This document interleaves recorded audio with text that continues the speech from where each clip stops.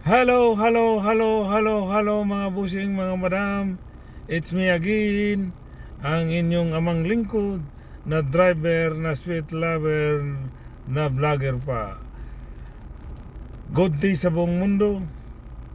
Good morning dyan sa Pilipinas. Good morning po sa inyong lahat.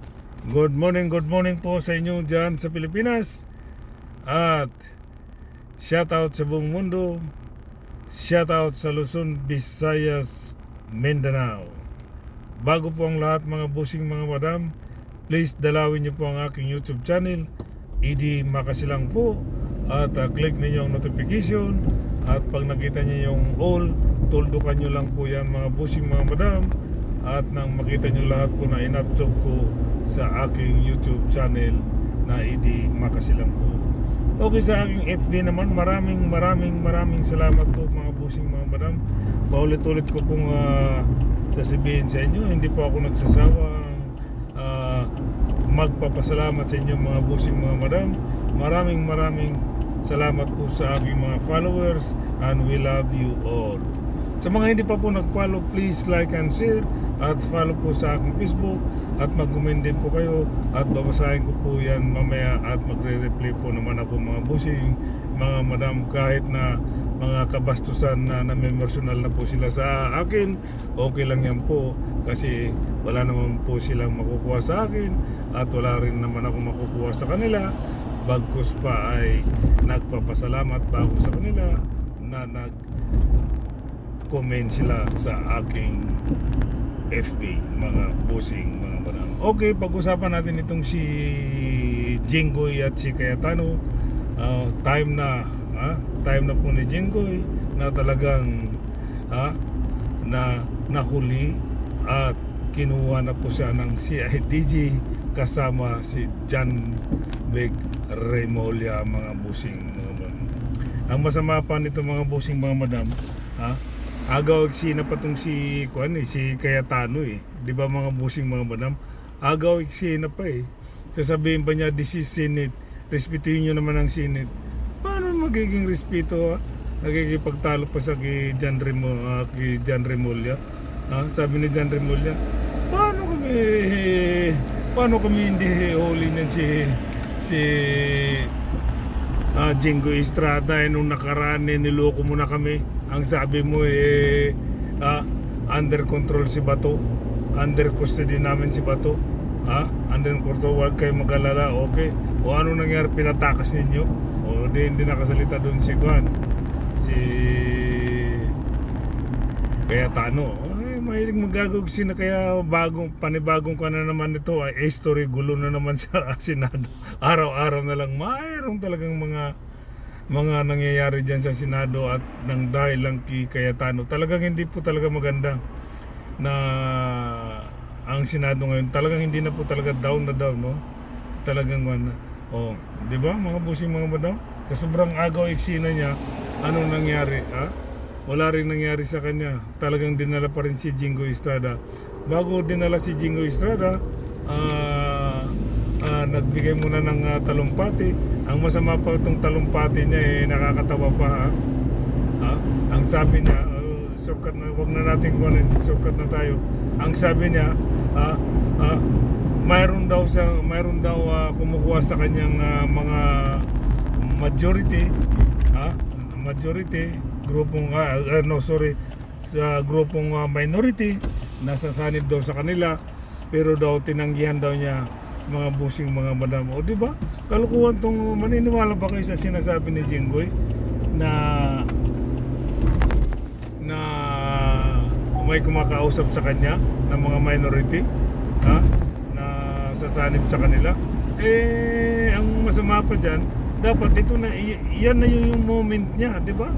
Yan na yung moment niya, kasi makukulong din lang naman siya. Yan na yung moment niya na kung sino nagsasabi sa kanya na sasanib siya sa minority, di ba? Sabihin na niya, di ba? Moment na niya na ilabas niya kung sino eh. Ang problema, hindi. Kasi puro haka-haka lang, gumagawa lang ng kwento si Jinggoy Estrada. Parang si din yan eh. Si Jaime Marcos, si Marcoleta, si Cayetano, gumagawa ng istorya eh.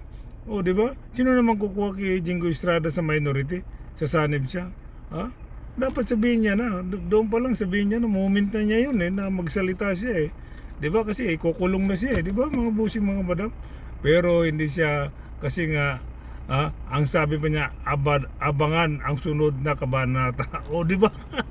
Nagpapatawa to si Jinggoy. Abangan daw natin ang susunod na kabanata. Nagpapatawa ang bugok no. Kaya mga kalyado na 13 senadores, mga bugok lahat eh. Di ba? Tapos ang masama pa dyan mga busing mga madam, ang masama pa dyan, imbis na may season na sana, alam niya sigurong matatanggal na si Cayetano. Ang ginawa niya, pinatay niya ang aircon diyan sa Senado, pinatay niya ang aircon at tapos wala pang wifi. O sino naman ang papasok diyan? Natural, ang mga senador na minority uwi talaga, ang init-init eh. Di ba mga busing mga madam? So lahat gagawin ni Cayetano na hindi lang siya matanggal sa pagka-presidente, Senate President. Gagawin niya yan lahat. Pero walang mangyayari na sa kanya. Ano na ngayon? Ano nang nangyayari ngayon? Ano na? 11-11 na sila. Tie na sila. Di ba? Wala na. Isa na lang lulundag, that's it. Wala na si Cayetano. Alam ko mayroon na dalawa daw lulundag sa kanila eh. Lilipat sa minority eh. So wala na talaga. Tapos na yung maligayang araw ni Cayetano. Di ba mga bossing? Anong ginatapos ito si Jingoy Estrada? Nagdrama-drama pa. Abangan daw ang sunod na kabanata. Wala sa ulo. Sino yung abangan na sunod sa kabanata?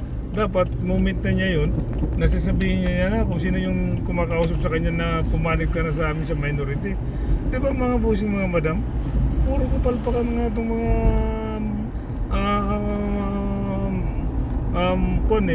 mga 13 hudas na senador eh. Mga majority na 13 hudas eh. Malapit na. Tapos sumunod na, malapit na si Villanueva. Susunod na siguro mga 2 weeks from now or 3 weeks, that's it. Villanueva na naman. puro pagkatapos ng si Villanueva, si Marcolita na naman. Si Marcolita, di ba? Lahat yan, puro may mga kunyan. Puro may mga kaso yan. May payak. Nakita niyo yung itsura ng mga senador, kalyado ni Jinggoy. Si Jaime, ang mukha niya hindi na may pinta. Ang lungkot-lungkot. Si Marcolita, nagiging mukhang bulldog lalo. Yung dalawang guhit niya sa noo dito. Yung dalawang guhit niya sa noo. Talagang ang lalim-lalim na, nagmukhang bulldog. Tapos si Cayetano, tahimik na lang. Wala siyang magagawa eh. Wala eh. Batas ay batas, huwag yung sirain. Kahit pa mga senador kayo, kung gumawa kayo ng kasalanan, hindi kayo sinasantok. Basta't gumawa kayo ng kasalanan sa batas, kayo nga ang gumagawa ng batas, kayo naman ang hindi sumusunod. Di ba mga busing, mga buwang to eh. Patay na, di ba? Wala na si Juan, wala na yan. That's it baby. Di ba mga busing mga madam? Talagang patapos na yung panahon ni Jingoy Estrada. Patapos na rin yung araw ni Jingoy Estrada. Patapos na rin yung buwan ni Jingoy Estrada. Lahat, puro patapos na lahat Kaya kawawa ka ngayon Jingoy. Babay ka na lang. Magpista ka na lang. Biruin mo, kaso mo, plunder. Hindi ka pa rin ba nagsasawa? 2010 ang kaso mo, plunder sa waiting kayo ng tatay mo. 2014 hanggang 2020 ang kaso mo yung FIDAP, doon nakulong ka uli, nakalaya ka lang dahil kay Tatay Digong. Ito ngayon sigurado ko hindi ka makalaya dahil iba si ang aming mahal na Pangulo eh. Batas ay batas eh. Rule of law, rule of law ang sinusunod ni PBBM, ang aming mahal na Pangulo. Kaya diyan ka ngayon sa kulungan. Asikasuhin mo yung kaso, magdasal ka sa Diyos na makalaya ka. Mayroon ka pang abangan ang sunod ka ba na kabanata. Sira ulo ka pala eh. Makukulong ka na nga. Mayroon ka pang abangan ng susunod na kabanata. Nagpapatawa ka pa. Eh, moment mo na dapat yun. Dapat sabihin mo na kung sino yung kumausap sa'yo na sasanib ka ng minority. Di ba? Mga busing mga madam, moment niya yan eh. Pero wala talaga. May mga padrama-drama pa itong mga... Oh, anong nangyari sa'yo? Sa sobrang mong drama-drama, di nahulog ka tuloy sa... nahulog ka tuloy sa bisong ng... nahulog ka tuloy sa kalabaw. Kasi nasakayan mo. Di ba mga busing mga madam? Panahon lang yan. Di ka nagsasawa. Kanakaw mo ng pera. Grabing mga nakaw. Ha? Biruin mo, ang dami mo ng pera, bilyonaryo ka na. Eh, hindi naman 2 milyon ang pera ni Jingo eh. Kasi ang ninakaw niya sa plunder, dyan sa flood control, mahigit 500 million. O half billion yun. O plus mga pera, billion ang kwan yan eh. Saan niya kinukuha ang pera niyan, di ba?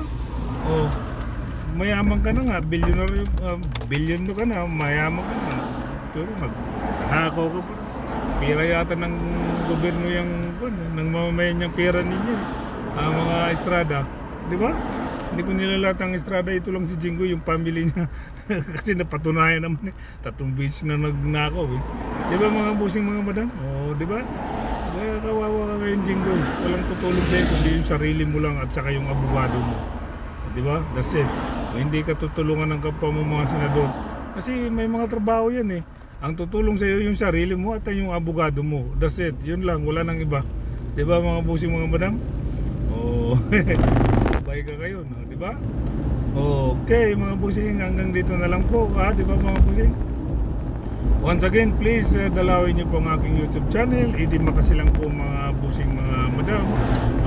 Pag nakita niyo yung notification, mag-click niyo yung notification at makita niyo yung all, tuldukan niyo lang po para makita niyo po lahat ng mga in-upload po sa aking YouTube channel. ED Maka silang po mga busing mga madam. Okay mga busing mga madam. At sa aking Facebook po, maraming salamat po sa inyo mga busing mga madam. At sa mga hindi pa po nag-follow sa aking Facebook, please like and share. At mag-comment din po kayo mga busing mga madam at aking babasahin mamaya po at magre-reply din po ako mga busing mga madam. Once again, maraming salamat sa inyo mga busing mga madam. Okay, shout out sa buong mundo, shout out sa Luzon, Visayas, Mindanao mga busing. Bye-bye! Ang kapayapaan ay sumasa inyo. Bye-bye! Babu! Peace!